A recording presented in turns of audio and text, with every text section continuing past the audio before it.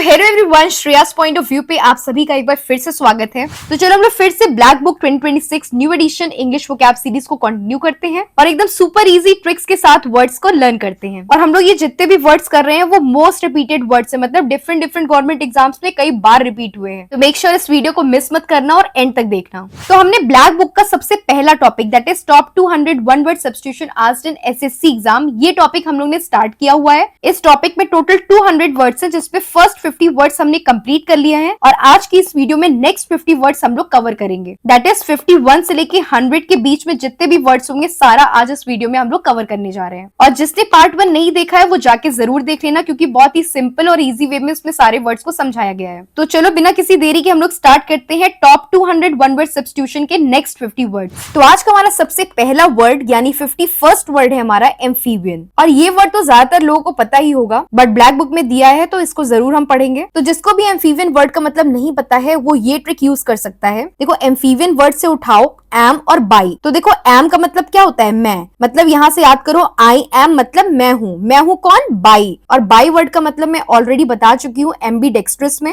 तो बाई से आपको याद रखना है बाइसिकल, और बाइसिकल में कितने पहिए होते हैं? 2 पहिए होते हैं, यानी बाई से याद रखना है आपको 2। तो मैं हूँ बाई, मतलब मैं हूँ 2 नेचर वाला, मतलब एक ऐसा एनिमल जो डुअल नेचर शो करता हो उसको हम लोग एम्फीबियन बोलते हैं। यानी एक ऐसा जानवर जो पानी में भी रहता हो और जमीन पर भी रहता हो। इसका सबसे अच्छा एग्जाम्पल है फ्रॉग। फ्रॉग जो है आपको पानी में भी देखने को मिल जाएंगे और लैंड पे भी देखने को मिल जाएंगे। देन हमारा 52nd वर्ड है आर्कियोलॉजी। और आर्कियोलॉजी वर्ड को ब्रेक करो आर्च प्लस लॉजी में। तो लॉजी वर्ड का मतलब तो आप लोग को ऑलरेडी पता ही होगा, हम लोग ने पहले भी पढ़ा है, क्रोनोलॉजी, एंटोमोलॉजी। तो लॉजी वर्ड का मतलब तो होता है स्टडी, और आर्च वर्ड का मतलब भी मैंने ऑलरेडी बता चुका है आर्काइव वर्ड में। देखो, आर्च का मतलब होता है कोई राउंडेड या कर्व्ड शेप, मतलब ऐसे कर्व्ड शेप जो होता है राउंडेड शेप, उसको हम लोग आर्च बोलते हैं। और ये शेप कहाँ देखने को मिलता है? पुरानी बिल्डिंग्स या मॉन्यूमेंट्स में। ठीक है, पुरानी बिल्डिंग्स वगैरह के जो दरवाजे होते हैं वो ऐसे आर्च शेप के होते हैं, मतलब राउंडेड शेप के होते हैं।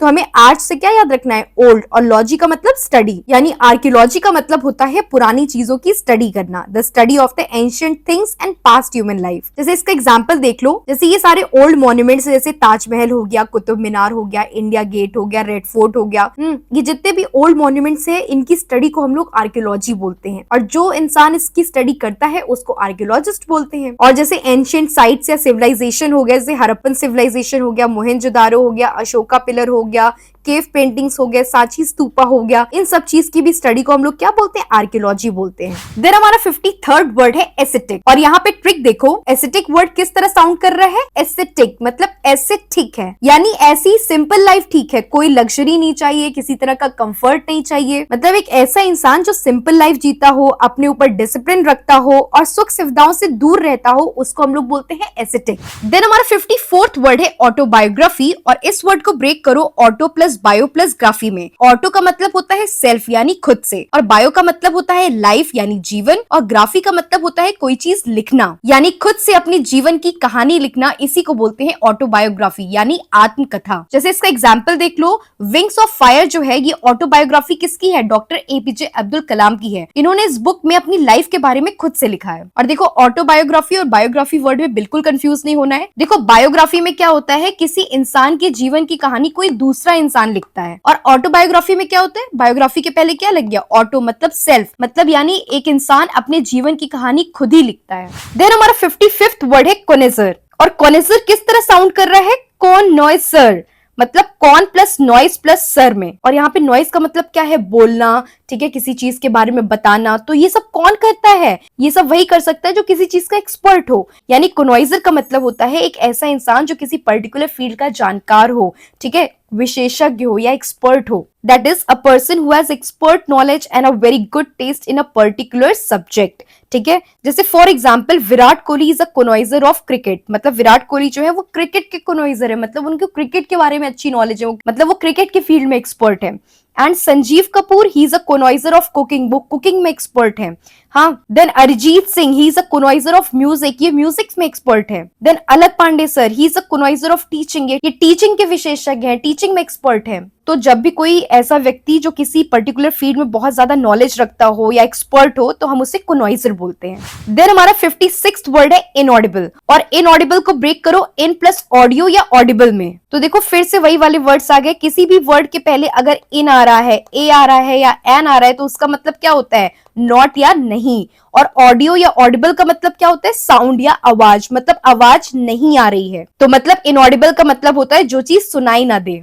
देन हमारा 57th वर्ड है क्लेप्टोमेनिया, और यहाँ पे ट्रिक देखो, क्लेप्टोमेनिया को ब्रेक करो केप्ट प्लस मेनिया में। तो यहाँ पे क्लेप्ट किस तरह साउंड कर रहा है? केप्ट की तरह। और केप्ट का मतलब होता है कोई चीज अपने पास केप्ट करना, मतलब रखना। और यहाँ पे केप्ट का मतलब है कोई सामान चोरी करके अपने पास रखना। और मेनिया का मतलब होता है पागलपन। मेनिया को ऐसे याद रखो, मेनिया में मैन है ना, तो मैन को क्या सवार होता है? पागलपन। तो मेनिया का मतलब होता है किसी चीज का पागलपन या फिर कोई क्रेजी हैबिट या किसी चीज की जबरदस्त सनक लगना। यानी किसी इंसान को अगर चोरी करने की बुरी आदत है तो उसे हम लोग क्या बोलते हैं? क्लेप्टोमेनिया बोलते हैं, an uncontrolled habit of stealing. तो यहाँ पे किस चीज का पागलपन है? चोरी करने का पागलपन है। जैसे यहाँ पे एग्जाम्पल देखो, the boy has kleptomania so he keeps stealing the pencils and erasers from the classmate. तो इस लड़के को क्या है? क्लेप्टोमेनिया, क्योंकि ये अपने क्लास में किसी ना किसी बच्चे का कुछ ना कुछ चुराता रहता है। किसी का पेंसिल चुरा लिया, किसी का इरेजर चुरा लिया, ठीक है। और दूसरा एग्जाम्पल देखो, the made has kleptomania and secretly steel the things from the house. इस मेड को क्या है? क्लेप्टोमेनिया, जिसके घर काम करती है उनके घर से कुछ ना कुछ चुराती रहती है।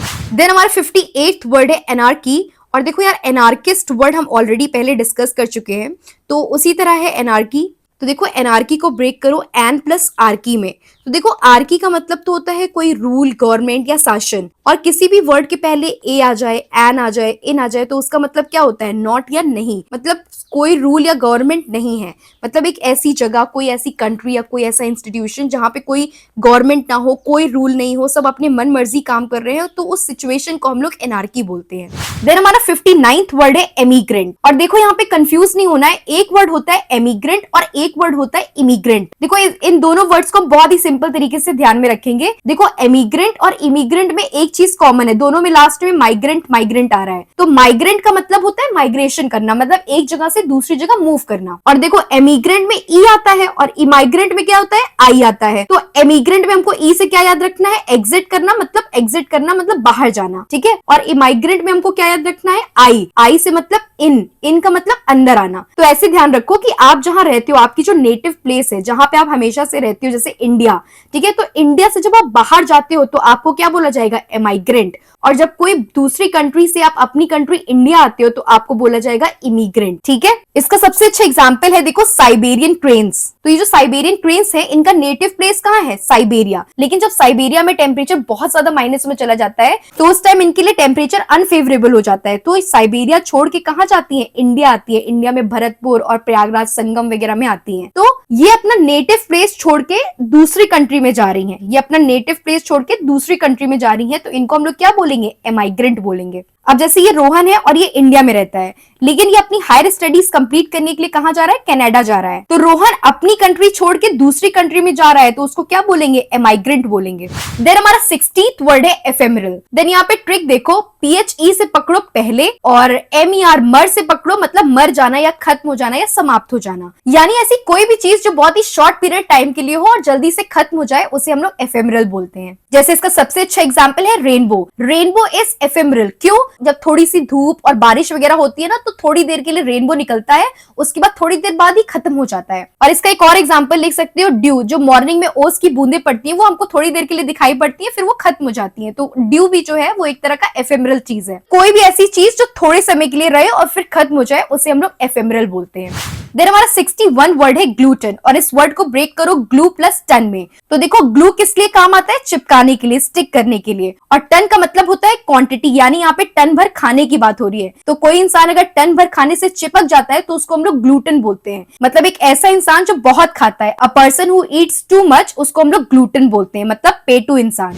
देन हमारा 62 वर्ड है ऑनरी, और इस वर्ड को ब्रेक करो ऑनर प्लस रेयर में। तो देखो ऑनर का मतलब तो होता है रिस्पेक्ट करना या सम्मान करना, और रेयर से यहाँ पे याद रखना है कोई खास चीज, यहाँ पे कोई खास इंसान की बात की गई है, मतलब स्पेशल पर्सन की बात हो रही है। तो किसे ऑनर देने की बात हो रही है? कोई स्पेशल पर्सन को ऑनर देने की बात हो रही है। तो ऑनररी का मतलब होता है कि मान लो किसी व्यक्ति ने देश, समाज या किसी पर्टिकुलर फील्ड में बहुत बड़ा कंट्रीब्यूशन दिया है, और ऐसे व्यक्ति को सम्मान के लिए हम उसे कोई रैंक, पोजीशन या टाइटल देते हैं, वो भी बिना किसी रेगुलर जॉब या सैलरी के, तो उसे हम लोग ऑनरी बोलते हैं। जैसे इसको और अच्छे से एग्जांपल से समझो, जैसे हमारे MS धोनी सर हैं, तो उन्होंने क्रिकेट की फील्ड में भारत के लिए बहुत बड़ा कंट्रीब्यूशन दिया है, तो इसी कंट्रीब्यूशन के लिए उन्हें रिस्पेक्ट या सम्मान देने के लिए उन्हें पोस्ट दी गई है ऑनरी लेफ्टिनेंट कर्नल की। अब इसका मतलब ये नहीं है कि वो आर्मी में रेगुलर जॉब करते हैं, बिल्कुल नहीं, और ना ही उन्हें कोई सैलरी मिलती है उसके लिए। इन्हें ये ऑनरी लेफ्टिनेंट कर्नल की रैंक या पोजीशन सिर्फ उनके शानदार कंट्रीब्यूशन और सम्मान के लिए दी गई है। मतलब ऐसे समझो कि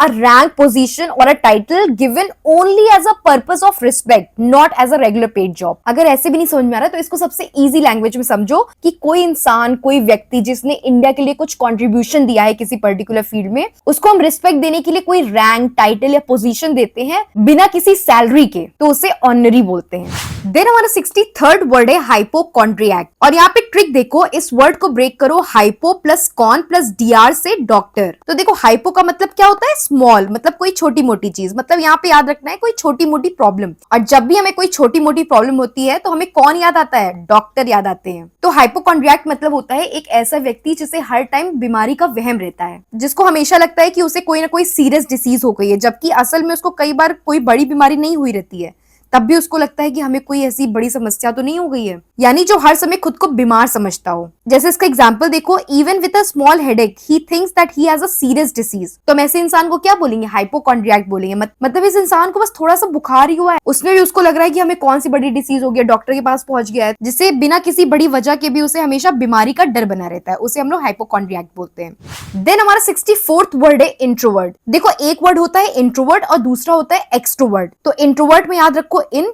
और एक्सट्रोवर्ट में याद रखो एक्स। तो इन मतलब याद रखो अंदर, मतलब एक इंसान जो अपने अंदर की दुनिया में रहना पसंद करता हो, उससे ज्यादातर लोगों से घुलना मिलना नहीं पसंद है, मतलब उसको सोशल इंटरेक्शन बिल्कुल नहीं पसंद है, वो अपना अकेले रहने में ही कंफर्टेबल फील करता हो, तो ऐसे इंसान को हम लोग इंट्रोवर्ट बोलते हैं। और इसका जस्ट अपोजिट होता है एक्सट्रोवर्ट, मतलब वो कुछ ज्यादा ही एक्स्ट्रा सोशल होते हैं, कुछ ज्यादा ही बोलते चालते हैं, मस्त रहते हैं एकदम। देन हमारा 65 वर्ड है मिंट, और यहाँ मिंट का मतलब पुदीना नहीं होता, हालांकि आप पुदीना से भी इसको ध्यान में रख सकते हो। जैसे आप पुदीना वगैरह खा लेते हो ना, तो आपकी बॉडी एकदम कूल कूल ठंडी ठंडी हो जाती है, वैसे आपके पास जब ढेर सारी मनी होती है तो आपका एकदम बॉडी कूल कूल होता है, माइंड एकदम रिलैक्स रहता है ना। तो एम से याद रखना है यहाँ पे मनी, और यहाँ पे ट्रिक देखो, यहाँ पे एम से मनी इन इट, ठीक है, मतलब मनी है उसमें, मतलब ऐसी जगह जहां सरकार सिक्के बनाती है, जहां पे गवर्नमेंट जो है कॉइन्स बनाती है, उस जगह को हम लोग क्या बोलते हैं? मिंट बोलते हैं। जैसे देखो इंडिया में कुछ इंपॉर्टेंट मिंट हाउसेस हैं, जैसे मुंबई मिंट हो गया, कोलकाता मिंट हो गया, हैदराबाद मिंट हो गया, नोएडा मिंट हो गया। ये कुछ इंपॉर्टेंट गवर्नमेंट मिंट हाउसेस हैं जहाँ पे गवर्नमेंट सिक्के बनाती है, जो हम लोग डेली यूज नहीं करते, 1, 2, 5, 10, 20 रुपए के कॉइन्स, वो सारे कॉइन्स इन्हीं मिंट हाउसेस में बनते हैं। तो मिंट का मतलब होता है a place where coins are made. Then हमारा 66th वर्ड है न्यूमिस्मैटिस, और यहाँ पे ट्रिक देखो, न्यूमिस्मैटिस वर्ड से उठाओ नम प्लस मैट। तो नम से याद रखो नंबर्स, और मैट से याद रखो मेटल। जैसे हम बोलते हैं ना कि स्कूटी मैट फिनिश की है, और स्कूटी वगैरह किसकी बनी होती है? मेटल्स की। तो यहाँ पे हम लोग मैट से क्या याद रखेंगे? मेटल। और ऐसे कौन से मेटल्स होते हैं जिसपे नंबर्स लिखा होता है? तो वो होते हैं कॉइन्स। तो न्यूमिस्मैटिस से याद रखना है कॉइन्स। और देखो न्यूमिस्मैटिस वर्ड में एक वर्ड छुपा हुआ है मिस, तो मतलब मिस करना या किसी चीज को लव करना या बहुत ज्यादा पसंद करना, ठीक है। किस चीज को पसंद करना? कॉइन्स को पसंद करना, यानी जिस इंसान को कॉइन से बहुत लगाव होता है, यानी उसको कॉइन्स कलेक्ट करना बहुत पसंद होता है, उसे हम लोग न्यूमिस्मैटिस्ट बोलते हैं। देन हमारा 67th वर्ड है ऑर्चर्ड, और यहाँ पे ट्रिक देखो, ऑर्चर्ड किस तरह साउंड कर रहा है? ऑर्चर्ड पेड़ पर, और पेड़ पे चढ़ के हम लोग क्या तोड़ते हैं? फ्रूट्स तोड़ते हैं। तो ऑर्चर्ड का मतलब होता है एक ऐसा पीस ऑफ लैंड जहां पे दूर दूर तक ढेर सारे फ्रूट्स के पेड़ लगे हुए हों, उस जगह को हम लोग क्या बोलते हैं? ऑर्चर्ड बोलते हैं, यानी फलों का बाग, मतलब फ्रूट गार्डन। देन हमारा 68th वर्ड है पोर्टेबल, और यहाँ पे ट्रिक देखो, पोर्टेबल को ब्रेक करो पॉट प्लस एबल में। तो पॉट का मतलब तो होता है घड़ा, और एबल का मतलब होता है कोई चीज करने योग्य। तो यहाँ पे घड़ा, और घड़ा में क्या होता है, पानी, तो पानी पीने योग्य, मतलब ऐसा पानी जो घड़े में रखा हो, और घड़े का पानी क्या होता है, साफ सुथरा होता है और वो पीने के योग्य हो, तो उसको हम लोग क्या बोलते हैं, पोर्टेबल बोलते हैं। Water that is safe to drink, जैसे ये देखो टैप वाटर से गंदा पानी आ रहा है तो ये पोर्टेबल नहीं है, और ये देखो ये टैप से साफ पानी आ रहा है तो ये क्या है, पोर्टेबल है। एग्जाम्पल देख लो, the water from a clean tap is portable so people can drink it safely. ये जो टैप से क्लीन वाटर आ रहा है वो क्या है, पोर्टेबल है, तो आराम से इसको पिया जा सकता है। देन हमारा 69th वर्ड है रेजिसाइड, और यहाँ पे ट्रिक देखो, रेजिसाइड को ब्रेक करो रेजी प्लस साइड में। तो रेजी थोड़ा थोड़ा किस तरह साउंड कर रहा है, रेजी राजा, और साइड से याद रखो SIDE साइड, मतलब साइड कर देना या खत्म कर देना या किल कर देना। तो यहाँ पे किसको किल कर देना है, राजा को किल कर देना है, मतलब किलिंग ऑफ अ किंग, राजा की हत्या कोई हम लोग क्या बोलते हैं, रेजिसाइड बोलते हैं। देन हमारा 70 वर्ड है सोमनम्बुलिस्ट, और यहाँ पे ट्रिक देखो, सोमनम्बुलिस्ट में आता है सोमनम और एम्ब्यूल। देखो सोमनम्बुलिस्ट को ब्रेक करो SOMN में और AMBUL में, ठीक है। तो SOMN सोमनम किस तरह साउंड कर रहा है, सोना, स्लीप करना, और AMBUL किस तरह साउंड कर रहा है, एम्बुलेंस की तरह, और एम्बुलेंस एक व्हीकल है और व्हीकल का काम क्या है, मूव करना या चलना। अब इन दोनों को ऐड कर दो, मतलब नींद में चलने की जिसको आदत होती है उसको हम लोग क्या बोलते हैं, सोमनम्बुलिस्ट बोलते हैं, a person who walks while sleeping. Then हमारा 71 वर्ड है एकम्प्लिस, और यहाँ पे ट्रिक देखो, एकम्प्लिस किस तरह साउंड कर रहा है, ए कम पुलिस। तो एकम्प्लिस को ब्रेक करो A plus come plus police में, मतलब कोई बोल रहा है ए कम ऑन पुलिस आ गई। तो यहाँ पे याद रखो कि ये चोर अपने चोर दोस्त से बोल रहा है ए कम ऑन जल्दी आओ पुलिस आ गई, यानी एक ऐसा व्यक्ति जो दूसरे व्यक्ति को क्राइम करने में मदद करता हो या उसका साथ देता हो, उसको हम लोग एकम्प्लिस बोलते हैं। देन हमारा 72 वर्ड है एग्नोस्टिक, और यहाँ पे ट्रिक देखो, एग्नोस्टिक को ब्रेक करो AG नो में। तो AG से याद रखो अबाउट गॉड, और नो मतलब नो आइडिया, मतलब गॉड के बारे में कोई आइडिया ही नहीं है, यानी एक ऐसा व्यक्ति जिसको गॉड के एग्जिस्टेंस के बारे में श्योरिटी ही नहीं है, यानी एक ऐसा व्यक्ति जिसको पता ही नहीं है कि भगवान है भी या नहीं है, तो ऐसे इंसान को हम लोग क्या बोलते हैं, एग्नोस्टिक। देन हमारा 73 वर्ड है एंथ्रोपोलॉजी, और इस वर्ड को ब्रेक करो एंथ्रो प्लस लॉजी में। और जो भी स्टार्टिंग से सीरीज फॉलो कर रहा है, मैंने कितनी बार बताया कि एंथ्रो का मतलब क्या होता है, ह्यूमंस, और लॉजी का मतलब हमेशा होता है स्टडी, यानी ह्यूमंस की स्टडी को ही हम लोग क्या बोलते हैं, एंथ्रोपोलॉजी बोलते हैं। यानी ह्यूमंस कैसे रहते हैं, उनकी लाइफस्टाइल कैसी है, उनकी हैबिट्स क्या है, उनका कल्चर कैसा है, उनकी सोसाइटी कैसी है, उनकी हिस्ट्री क्या है, और टाइम के साथ साथ उनमें क्या क्या चेंजेस और डेवलपमेंट हो रहे हैं, इन सब चीजों की स्टडी को हम लोग क्या बोलते हैं, एंथ्रोपोलॉजी। देन हमारा 74th वर्ड है ऑटोक्रेसी, और इस वर्ड को ब्रेक करो ऑटो प्लस क्रेसी में। तो देखो क्रेसी वर्ड तो हम ऑलरेडी पढ़ चुके हैं प्लूटोक्रेसी में, तो क्रेसी का मतलब होता है रूल करना, शासन करना या गवर्नमेंट, और ऑटो वर्ड भी हम पढ़ चुके हैं ऑटोबायोग्राफी में। ऑटो का मतलब होता है खुद से, यानी सेल्फ, और खुद से कौन रूल करता है, खुद, कोई इंसान है ना जो रूल कर रहा है, यानी ऑटोक्रेसी का मतलब होता है एक ऐसी सिस्टम ऑफ गवर्नमेंट जहाँ पे सारी पावर्स एक रूलर या एक लीडर के पास होती है, वही सारे डिसीजंस लेता है और उसी की बात मानी जाती है। इस तरह के रूल को हम तानाशाही भी बोलते हैं, डिक्टेटरशिप। और इसका सबसे अच्छा एग्जांपल है नॉर्थ कोरिया। नॉर्थ कोरिया सबसे अच्छा एग्जांपल है ऑटोक्रेसी का, वहां पे ऑटोक्रेसी चलती है, मतलब एक सिंगल लीडर के पास सारी पावर्स होती है, यानी सारे डिसीजन एक ही इंसान लेते हैं और इसी के इशारों पे देश भी चलता है। देन हमारा 75th वर्ड है कॉन्सलेशन, और यहाँ पे ट्रिक देखो, कॉन्सलेशन वर्ड से उठाओ को और स्टेला। तो देखो स्टेला से आपको क्या याद रखना है, स्टार्स, ठीक है। स्टेला वर्ड हमेशा स्टार से रिलेटेड होता है, और को का मतलब होता है टुगेदर, मतलब साथ में। जैसे आपने पढ़ा होगा ना को एग्जिस्टेंस, मतलब जो साथ में एग्जिस्ट करते हैं। फिर जैसे होता है ना को पायलट, मतलब मेन पायलट के बगल में जो एक और पायलट साथ में बैठा होता है उसको को पायलट बोलते हैं। फिर आपने सुना होगा कोएड स्कूल्स, ठीक है, मतलब को एजुकेशन वाला स्कूल, मतलब जहां साथ में लड़के लड़कियां पढ़ते हैं, ठीक है। तो को का मतलब हमेशा याद रखना है साथ में या टुगेदर। तो यहाँ पे साथ में किसकी बात हो रही है, स्टार्स की बात हो रही है, मतलब स्टार्स की ग्रुप में बात हो रही है। तो जब भी आसमान में आपको ग्रुप ऑफ स्टार्स कुछ पर्टिकुलर पैटर्न या शेप फॉर्म करते दिखते हैं, तो उस पैटर्न को हम लोग क्या बोलते हैं, कॉन्सलेशन बोलते हैं। देन हमारा 76th वर्ड है एक्सोनरेट, और देखो यार एक्सोनरेट किस तरह साउंड कर रहा है, एक्सनोरेट। तो यहाँ पे क्या आ रहा है, नो रेट, यानी no rate, no charge, no इल्जाम, मतलब एक ऐसा इंसान है जिसपे कोई रेट नहीं, मतलब कोई चार्ज नहीं, कोई इल्जाम नहीं लगाया, मतलब वो निर्दोषी व्यक्ति है। तो एक्सोनरेट का मतलब होता है निर्दोष व्यक्ति। किसी इंसान को किसी भी तरह के आरोप या इल्जाम, ब्लेम से पूरी तरह से मुक्त कर देना, तो उसको हम लोग एक्सोनरेट बोलते हैं। जैसे इसका एग्जाम्पल देख लो, द जज saw the evidence and exonerated the boy from all blames, ठीक है, यानी कोर्ट में जब जज ने इस लड़के की सारी एविडेंस देखे और पता चला कि बच्चा एकदम सही है, तो जज ने उसे क्या कर दिया, एक्सोनरेट कर दिया, मतलब बाइज्जत बरी कर दिया, मतलब निर्दोष साबित कर दिया। देन हमारा 77th वर्ड है पेडेस्ट्रियन, और यहाँ पे ट्रिक देखो, पेड किस तरह साउंड कर रहा है, पेडल, ठीक है, पेड, पेडल, पैदल, ठीक है, तो पैदल याद रखना है आपको यहाँ पे। तो जो पैदल चलने वाला व्यक्ति होता है ना, उसको हम लोग पेडेस्ट्रियन बोलते हैं। A person who walks on foot, ये जितने भी लोग सुबह मॉर्निंग वॉक करते हैं सब पेडेस्ट्रियन है। लेकिन अभी आप व्हीकल में बैठ जाओ तो आप पेडेस्ट्रियन नहीं कहलाओगे, जब आप वॉक कर रहे होते तो आपको पेडेस्ट्रियन बोला जाता है। देन हमारा 78th वर्ड है एक्नोस्टिक, और एक्नोस्टिक वर्ड में एको पकड़ो। एको किस तरह साउंड कर रहा है, इको की तरह, ठीक है, और इको का मतलब क्या होता है, आवाज का गूंजना। तो इको वर्ड किससे रिलेटेड है, साउंड से, यानी एक्नोस्टिक वर्ड का हमेशा रिलेशन होता है साउंड से। कहीं भी एक्नोस्टिक वर्ड आए आपको साउंड याद रखना है। अब जैसे इसका एग्जाम्पल देख लो, good acoustics makes the movie sound clear in the hall. मतलब अगर किसी भी मूवी हॉल की एक्नोस्टिक अच्छी होती है तो वहां का साउंड साफ होगा, क्लियर होगा और अच्छे से सुनाई देता है, तो मूवी देखने में और मजा आता है। देन हमारा 79th वर्ड है अपियरी। तो देखो यार, एक वर्ड है अपियरी और एक वर्ड हम पढ़ चुके हैं अवियरी, और दोनों ही वर्ड में बहुत कंफ्यूजन होता है, तो अब कंफ्यूजन बिल्कुल नहीं होगी। देखो हमने याद किया था ना अवियरी में AIR, ठीक है, AIR से हमने एयर याद किया था, वैसे अपियरी में भी AIR आ रहा है, तो यहां से भी आपको एयर उठा लो। तो चलो दोनों से आपको एक चीज उठाओ, एयर, और एयर में कौन उड़ता है, बर्ड्स भी उड़ती है, बीज भी उड़ती है। अब तो बहुत कंफ्यूजन हो गया, अब दोनों बर्ड्स एयर में ही उड़ती हैं, चलो ये ट्रिक भी फेल हो गई। तो अब क्या, अब हम लोग क्या ट्रिक लगाएंगे, देखो ये दोनों वर्ड्स जो है उसमें हर चीज एकदम सेम है, क्या डिफरेंट है, P और V। तो आपको P याद रखना है, तो अपियरी में आपको P वर्ड याद रखना है कि जो बीज होती हैं वो P टाइप का बजिंग साउंड निकालती हैं। जहां पे भी अपियरी और अवियरी आ जाए, तो जहां पे भी P आ जाए वो किससे रिलेटेड होगा, बीज से रिलेटेड, मतलब मधुमक्खियों से रिलेटेड होगा, और अवियरी किससे रिलेटेड होगा, बर्ड से रिलेटेड होगा।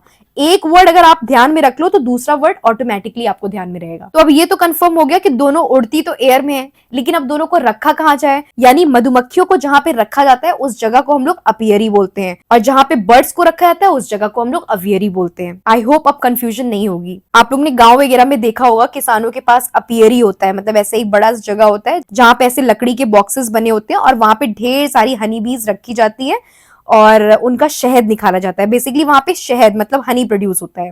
देन हमारा 80 वर्ड है एपोस्टेट, और इस वर्ड को ब्रेक करो A प्लस स्टेट में। तो हमने कितनी बार बता चुका है कि अगर किसी भी वर्ड के पहले A एन इन आ जाए तो उसका मतलब क्या होता है, नॉट या नहीं। और यहाँ पे स्टेट मतलब स्टेट ऑफ माइंड की बात की जा रही है, मतलब आपका जो फेथ है, बिलीफ है, भगवान के ऊपर विश्वास है, तो ये जो भगवान के ऊपर विश्वास वगैरह है वो नहीं रहा। मतलब एक ऐसा इंसान जो भगवान पे बिलीव करना छोड़ दे, जो अपने धर्म, आस्था और विश्वास को छोड़ दे, उसको हम लोग क्या बोलते हैं, एपोस्टेट बोलते हैं। और अगर आपने ये सब करना छोड़ दिया तो आपकी कंडीशन कुछ ऐसी हो जाएगी। तो ये सब करना लाइफ में बहुत जरूरी होता है, और मेरा ऐसा मानना है किसी को भी एपोस्टेट नहीं होना चाहिए, ठीक है, क्योंकि पढ़ाई के साथ साथ ये चीज एकदम पैरेलल चलती है। आप बढ़िया से एकदम पढ़ाई करो, एकदम दिल से भगवान को भी मानो, जब दोनों साथ में होता है ना तभी रिजल्ट आता है। देन हमारा 81 वर्ड है एरिस्टोक्रेसी, और एरिस्टोक्रेसी को ब्रेक करो एरिस्टो प्लस क्रेसी में। तो देखो क्रेसी का मतलब तो हम पहले भी बहुत बार पढ़ चुके हैं, रूल करना, शासन या गवर्नमेंट। और एरिस्टो से याद रखो एरिस्टोक्रेट। अगर आपको पता हो तो एरिस्टोक्रेट नाम का एक प्रीमियम ब्रांड आता है ट्रॉली और सूटकेस का। तो ये ट्रॉली सूटकेस किसके घर पाई जाती है, जो हाई क्लास पीपल होते हैं, रिच पीपल होते हैं। यानी आपको एरिस्टो से याद रखना है हाई क्लास या रिच पीपल। यानी एरिस्टोक्रेसी का मतलब होता है एक ऐसी सिस्टम ऑफ गवर्नमेंट जहां पे नोबल, रॉयल या हाई क्लास फैमिली के लोग शासन करते हैं। अब आपको अगर याद हो तो हमने प्लूटोक्रेसी में भी यही डिस्कस किया था कि प्लूटो से हमने बोला था कि प्लूटो एक प्लैनेट होता है। मान लो अगर प्लैनेट पे जाने का मौका मिले तो कौन लोग जाएंगे, जो अमीर लोग होंगे वो जाएंगे।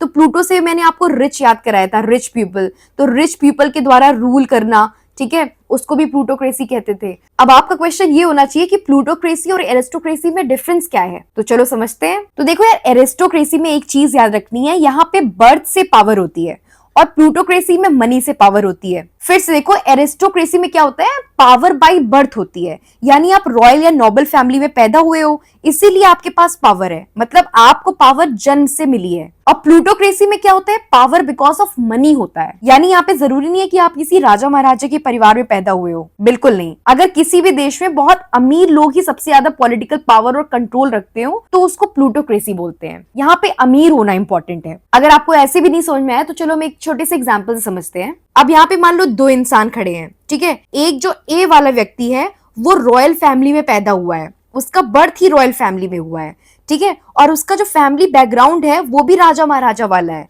तो उसके पास पैसा भी है और राजा महाराजा के घर में पैदा भी हुआ है, तो उसके पास बाई बर्थ से ही पावर है, पैसा भी है, पावर भी है, और वो आगे चल के रूल कर रहा है। और एक है बी इंसान जो कि बहुत ही नॉर्मल फैमिली में पैदा हुआ है और बाद में इन फ्यूचर उसने खूब पैसा कमाया और खूब अमीर हो गया। तो अमीर हो गया तो अब उसके पास इतना पैसा हो गया कि अब उसके पास पैसे की वजह से पावर है। इसका जन्म हो सकता हो बहुत ही पुअर फैमिली में हुआ हो, बट बाद में उसने इतना पैसा कमाया कि पैसे की वजह से उसके पास बहुत ज्यादा पावर कंट्रोल हो गया, बहुत ज्यादा इन्फ्लुएंस हो गया पैसे की वजह से। आई होप थोड़ा बहुत समझ में आ रहा होगा।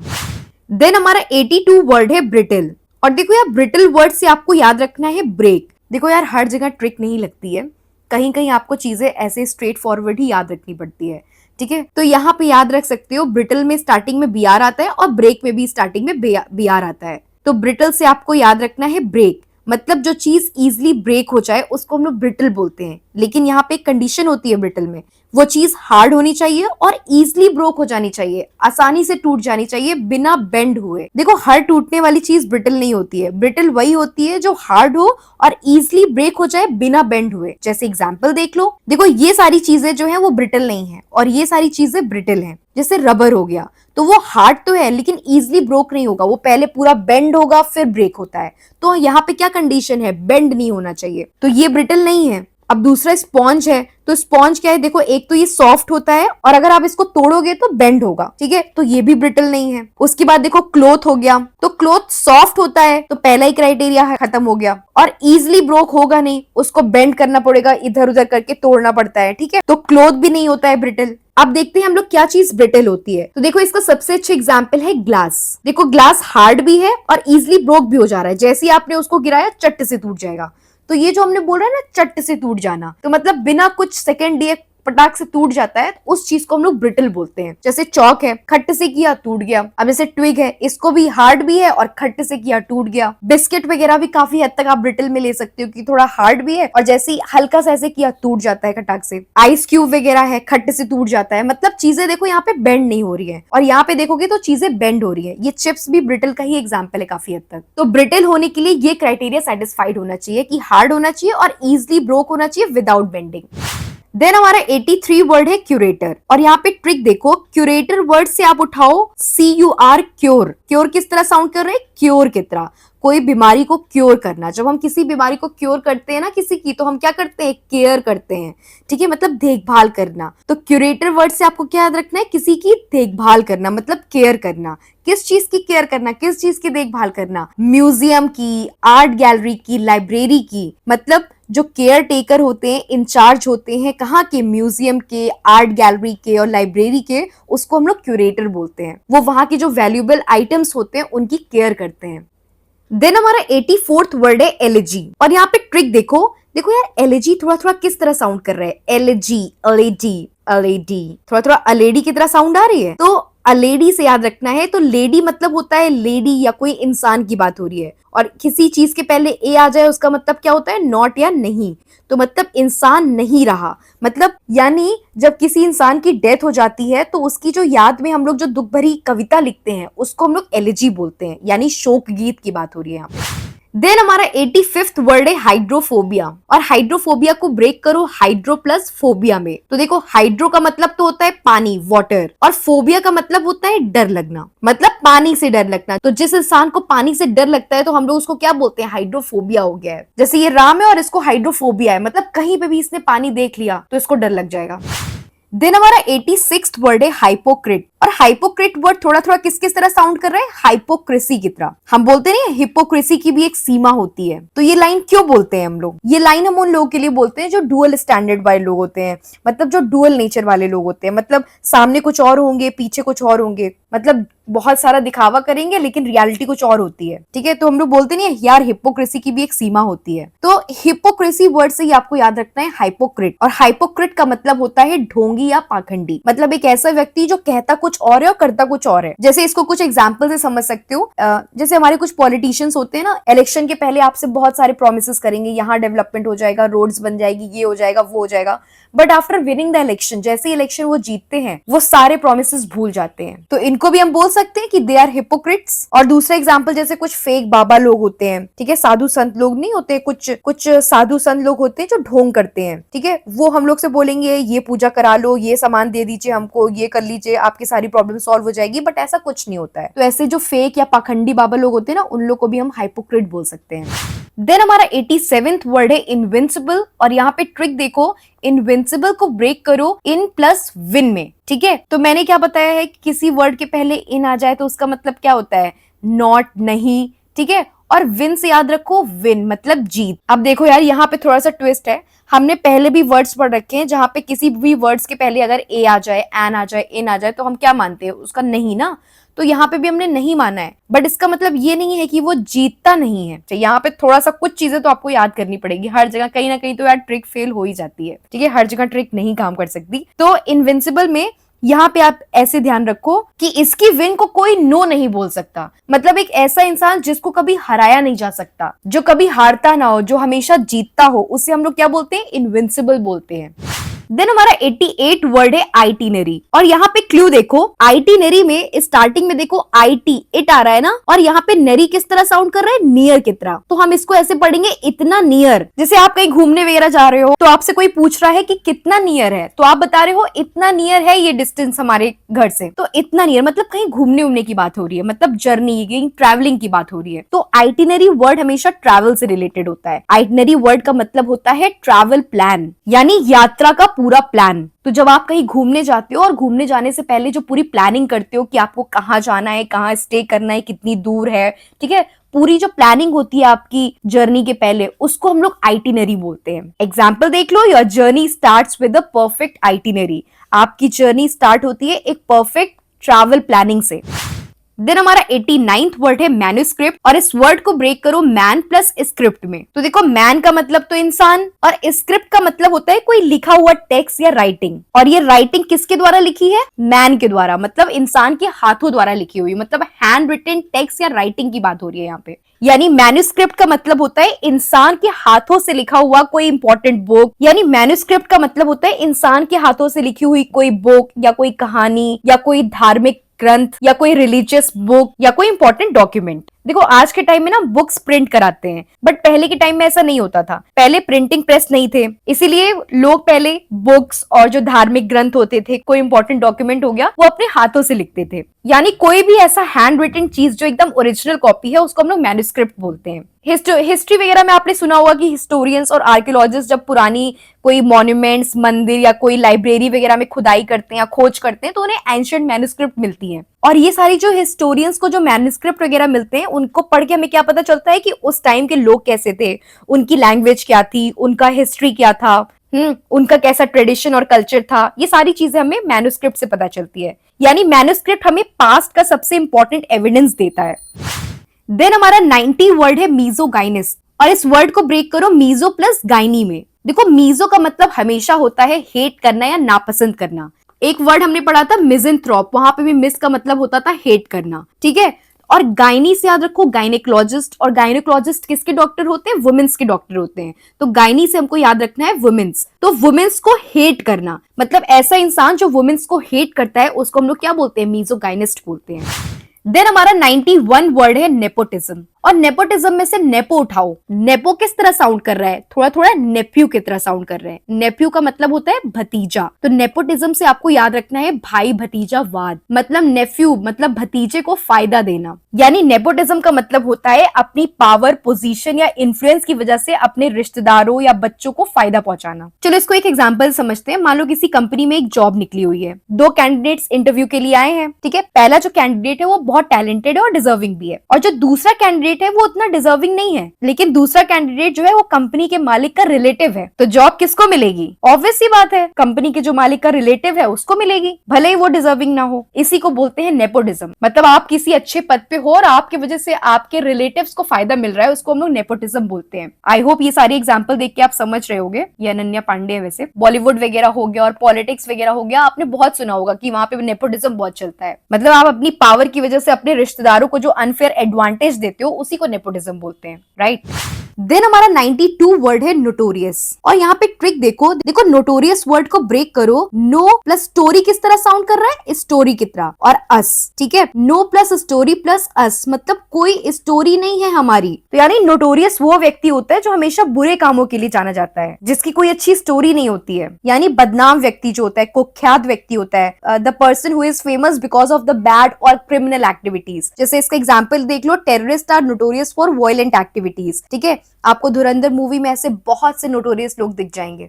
देन हमारा 93 वर्ड है नो वॉइस। और नो वॉइस वर्ड को ब्रेक करो, नो प्लस वॉइस से वॉइस। ठीक है, तो नो प्लस वॉइस में मतलब कोई आवाज नहीं है। इसको ऐसे समझो कि कोई नया नया बच्चा आज पहली बार क्लास में आया, मतलब आज उसका फर्स्ट डे है क्लास में। टीचर ने उससे क्वेश्चन पूछा लेकिन उसकी आवाज ही नहीं निकल रही है। क्यों नहीं निकल रही है? वो क्यों बोल नहीं पा रहा है? क्योंकि आज वो एकदम नया है, उसके पास अभी कोई एक्सपीरियंस नहीं है, वो अभी एकदम नौसिखिया है, बिगनर है। इसी को हम लोग नो वॉइस बोलते हैं। मतलब नो वॉइस वो इंसान होता है जो किसी फील्ड में एकदम नया होता है, जिसके पास एक्सपीरियंस ना हो, यानी वो बिगनर हो, एकदम नौसिखिया हो। जैसे एग्जाम्पल देख लो, ये गवर्नमेंट एग्जाम के बच्चे तैयारी कर रहे हैं। एक बच्चा है जो अभी एकदम नया है, तैयारी में अभी अभी आया है, तो वो जब मॉक देने बैठा है तो उसके 100 में से 25 मार्क्स आए हैं। और एक है जो 2-3 साल से तैयारी कर रहा है, तो जब ये मॉक्स दे रहा है तो उसके बहुत अच्छे नंबर आ रहे हैं क्योंकि ये एक्सपीरियंस्ड है। तो जो पहला वाला बच्चा है उसको हम लोग नो वॉइस बोल सकते हैं क्योंकि वो अभी बिगनर है, उसके पास एक्सपीरियंस नहीं है। देन हमारा 94th वर्ड है न्यूमिस्मैटिस्ट। देखो इसी सिमिलर हम एक और वर्ड पढ़ के आ रहे हैं, 66 वर्ड जो हमने पढ़ा था न्यूमिस्मैटिस्ट। तो 66 वर्ड क्या था? न्यूमिस्मैटिस्ट था। और ये वाला वर्ड क्या है? न्यूमिस्मैटिक्स है। तो न्यूमिस्मैटिस्ट का मतलब होता है कॉइन्स एंड करेंसी की स्टडी को हम लोग न्यूमिस्मैटिस्ट बोलते हैं। और जो पर्सन कॉइन्स कलेक्ट करता है उसको हम लोग न्यूमिस्मैटिस्ट बोलते हैं। देन 95 वर्ड है ऑप्टिमिस्ट। और यहाँ पे ट्रिक देखो, ऑप्टिमिस्टिक वर्ड को ब्रेक करो ऑप्ट प्लस मिस्ट में। ठीक है, और मिस्ट का मतलब होता है ना फॉग, धुंध टाइप का। और ऑप्ट से याद रखो, जैसे हम बोलते नहीं कि तुमने क्या ऑप्ट किया, तुमने कौन सा सब्जेक्ट ऑप्ट किया है, मतलब कौन सा ऑप्शनल सब्जेक्ट लिया है। तो हमको ऑप्ट से याद रखना है ऑप्शंस यानी अपॉर्चुनिटीज। यानी फॉग है, धुंध है, मतलब आगे रास्ता क्लियर नहीं है, लेकिन एक इंसान उस सिचुएशन में भी रास्ता ढूंढ ले तो हम उसको ऑप्टिमिस्टिक बोलते हैं। मतलब एक ऐसा इंसान जो नेगेटिव सिचुएशन में भी पॉजिटिव साइड देखता हो, जो बड़ी से बड़ी प्रॉब्लम में भी हमेशा पॉजिटिव रहता हो, उसको हम लोग क्या बोलते हैं? ऑप्टिमिस्ट बोलते हैं। मतलब एक पॉजिटिव थिंकर, आशावादी व्यक्ति। जैसे एग्जांपल देख लो, Rohan is optimistic person because he sees positivity in every situation. Rohan optimistic इसलिए क्योंकि वो हर सिचुएशन में पॉजिटिविटी देखता है, इसीलिए वो बोल रहा है कि ग्लास जो है वो हाफ फिल्ड है। और इसी ऑप्टिमिस्टिक का जस्ट उल्टा होता है पेसिमिस्ट, जो कि हम नेक्स्ट वर्ड पढ़ने जा रहे हैं। देन हमारा 96th वर्ड है पेसिमिस्ट। और पेसिमिस्ट जो होता है वो एकदम ऑप्टिमिस्टिक का अपोजिट होता है। और अगर आप इसको ट्रिक से याद रखना चाहते हो तो पेसिमिस्ट को ब्रेक करो पेस प्लस मिस्ट में। ठीक है, तो पेस से याद रखो पैसिव। ठीक है, पैसिव का मतलब होता है इनएक्टिव, एक्शन नहीं लेता है जो इंसान। और मिस्ट का वही मतलब होता है कि फॉग या धुंध, मतलब एक तो आगे से रास्ता क्लियर नहीं है, कुछ फ्यूचर नहीं दिखाई दे रहा है, ठीक है, कुछ क्लियर नहीं है, और ऊपर से वो इनएक्टिव होके बैठा है, कुछ एक्शन ही नहीं ले रहा है, मतलब वो हर सिचुएशन में बहुत नेगेटिव रहता है। तो ऐसे इंसान को हम लोग पेसिमिस्ट बोलते हैं, मतलब अ नेगेटिव थिंकर, नकारात्मक सोच रखने वाला इंसान। जैसे ये लड़की है Anushka, Anushka is pessimist person because he seize negativity in every situation. ये हर सिचुएशन में नेगेटिविटी देखती है। इसका बोलना है कि जो ग्लास है वो हाफ फिल्ड नहीं है, ग्लास हाफ एम्प्टी है। तो अनुष्का क्या है? पेसिमिस्ट है, मतलब नेगेटिव इंसान है।